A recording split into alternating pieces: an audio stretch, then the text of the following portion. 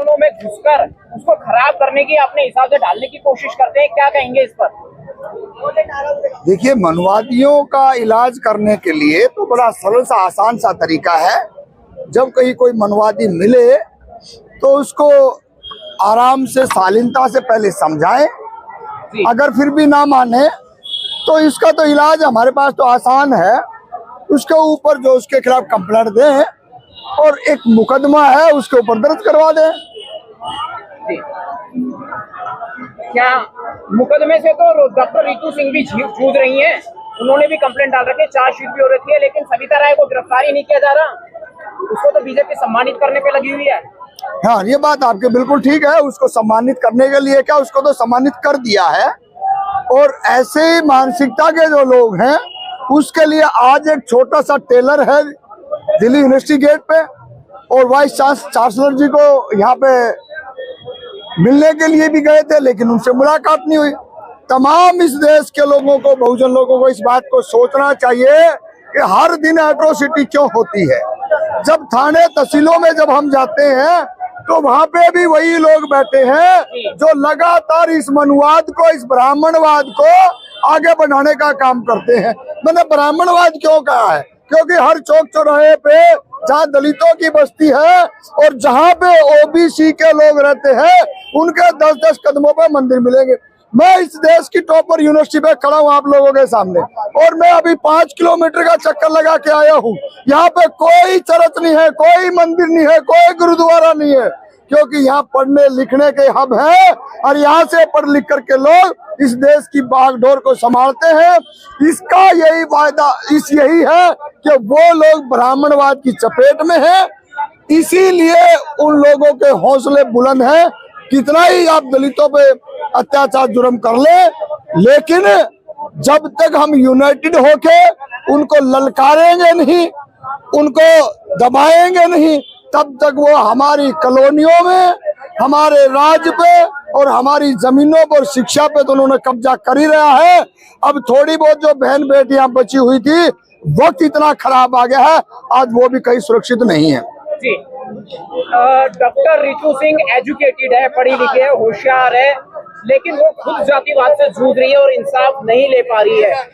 ऐसे माहौल में जो बच्चियां शिक्षा प्राप्त नहीं कर पाती या इस स्तर को प्राप्त नहीं कर पाती, साधारण स्तर की है, बहुजन समाज की, उनके लिए क्या कहेंगे सर? देखिए, लड़ना ही है उचित। आज तमाम उन लोगों को समझना पड़ेगा कि आपके जब इस देश के अंदर पढ़े लिखे बच्चे सुरक्षित नहीं हैं तो वो किस बात का अहंकार कर रहे हैं।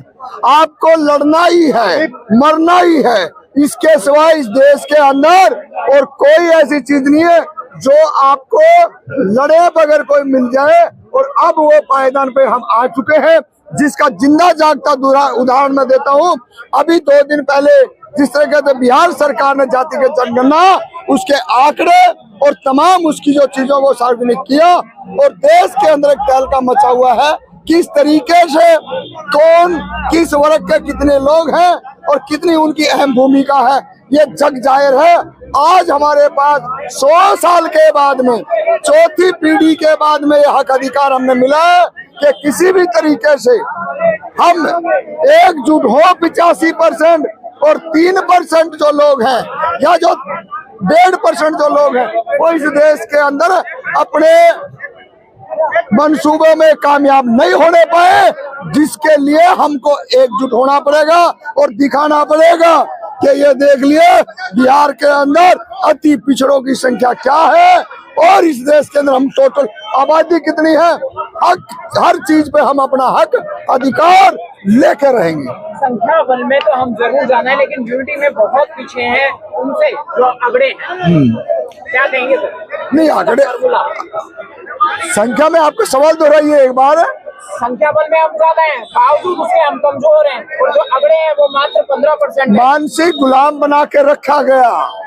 हमारे जब बाप दादा जो गांव में नाई का काम करते थे, जो लुहार का काम करते थे, जो गाय भैंस चराने का, भेड़ बकरियों का जो काम करते थे, ये तमाम लोगों को खलक पे, अनाज पे 1 साल का पे रखा करते, और जब ये अनाज लेने जाते थे तो इनको कहा गया था कि पहले उन कमीनों को हटाइए। आज ये हमारे ओबीसी के लोग इस चीज को भूल चुके हैं, क्योंकि ये शहरों में आगे हैं, वो शहरों में आके क्या बन गए? पाल गडरिया बघेल, जांगड़ा साहब, शर्मा जी, वर्मा जी, पता नहीं कितने कितने उल्टे पुल्टे नाम कहां से लेके आ गए। अरे तुम इस देश के अंदर अगर वर्ण व्यवस्था में जाओगे तो सुधर हो, लेकिन वही जो दलितों के, पिछड़ों के जो मसीहा हैं, उन्होंने इस बात का संकेत दे दिया है और स्पष्ट कह दिया है कि अब आपका काम है। चाहे हम बिहार से देख ले और चाहे यूपी से, अगर यूपी से देखे तो हम काशीराम जी को नहीं भूल सकते, और बिहार से हम लालू जी को, इस देश का बब्बर शेर, जिन्होंने हर जगह पे अपने आप को आग में डालने का काम किया। और कभी भी आरएसएस और बीजेपी जितना सताया, एक जगह ना झुका, ना बिका और ना डरा। जेलें काटनी मंजूर थी लेकिन कभी डरे नहीं। वही बहन मायावती ने जब सत्ता में थी तो तमाम तरीके की यूनिवर्सिटियां बनाई, तमाम तरीके की जमीनों के अंदर जमीनें दिलाई और तमाम तरीके के राजनीतिक हिस्सेदारी के अंदर आगे बढ़ाने का काम किया। हम न्यायी हैं, हमारे अंदर न्याय करने का चरित्र है। अरे वो जनेऊधारी, वो आधी चड्ढी वाले, खाकी चड्ढी वाले, वो क्या जाने इस देश में न्याय करना। ये तो हम लोगों का कर्तव्य है, हम लोगों को आगे आना पड़ेगा, तब जाके इस देश के अंदर न्याय मिलेगा। कोई ब्राह्मण बेटी के साथ ये होता जो डॉक्टर रितु सिंह के साथ हुआ है, तो परिणाम क्या होते? देखिए, परिणाम सीधे हैं, पूरा सिस्टम में उनके लोग बैठे हैं, उसको न्याय मिलता।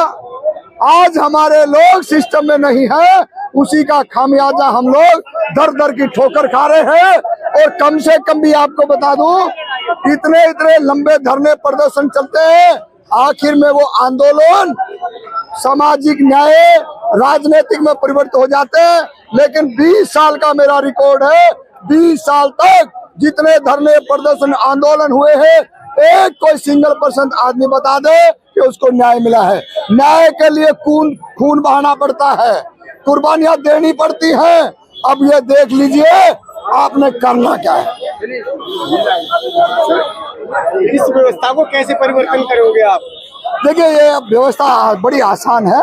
गांव स्तर पे जाकर के जो लोग हमारे वनवादियों की जो चपेट में है, उनको एक ही बात बतानी है, कोई बड़ा फार्मूला नहीं है कि आपको जो वहाँ पे जो पत्थर की मूर्ति है, वो मूर्ति बनाने वाले हम हैं और कोई लोग नहीं है। हम उसको पैरों के नीचे भी रखते हैं, उसको उठल पुठल के भी देखते हैं, और उसके बाद में हम ही उस मंदिर की जगह पे उसको स्थापित करते हैं। और फिर हमारे को क्या बनाया जाता है, डराया जाता है कि चंदा भी हमारे से लेते हैं और हमारे आने वाली पीढ़ी को गुलाम बनाया जाता है। वो मंदिरों से छुटकारा जब मिलेगा, जब स्कूल कॉलेजों में हमारे बच्चे जाएंगे, तब वो पढ़ लिख करके इस बात को बोलना सीखेंगे, लिखना सीखेंगे, तब जा करके कहीं कोई परिवर्तन आ सकता। अन्यथा आज ऐसी कोई स्थिति नहीं है कि बहुजन समाज के लोग आंखों में आग डाल के बात कर ले, और जहां पे IPS IAS उच्च अधिकारी और नेतागण जो है वो भी कुछ अपनी बात कह सकें, क्योंकि आज भी दहशत और डर का माहौल है। इस दहशत और डर के माहौल से आपको बाहर आना पड़ेगा और मनुवादियों से सीधी टक्कर लेनी पड़ेगी और बताना पड़ेगा इस देश के अंदर संविधान चलेगा, बाबा साहब अम्बेडकर के विचार चलेंगे, साहू जी के विचार चलेंगे, बिरसा मुंडा जी के विचार चलेंगे। सर, विचारों से उठ के हमारे देश में 3 राष्ट्रीय पार्टियां हैं, भाजपा, कांग्रेस और बसपा। 2024 में किसके आने के संकेत हैं? बहुजन समाज पार्टी के आने के पूरे चांस हो रहे हैं। देखिए, ये तमाम जो लोग हैं, चाहे वो आज इंडिया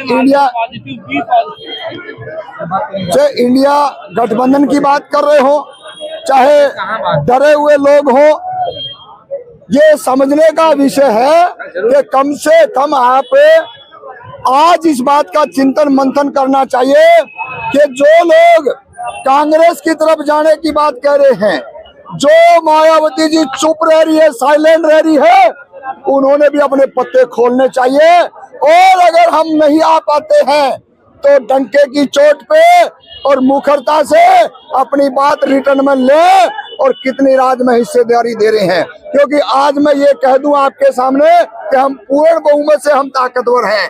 आज बहुत सारे लोगों ने हमारे को कमजोर किया हुआ है, मानसिक रूप से, आर्थिक रूप से, जिसका जिंदा जागता उदाहरण है बहन मायावती जी को इतने बहुमत से जीतने वाली आज एक सीट पे खड़ी है। ये ब्राह्मणवादों, जब जो ब्राह्मण उस पार्टी में है, जो परशुराम की जयंती मनाते हैं, परशुराम की बातें होती हैं, तो वहां पे हम कहां से कहां पहुंच जाते हैं।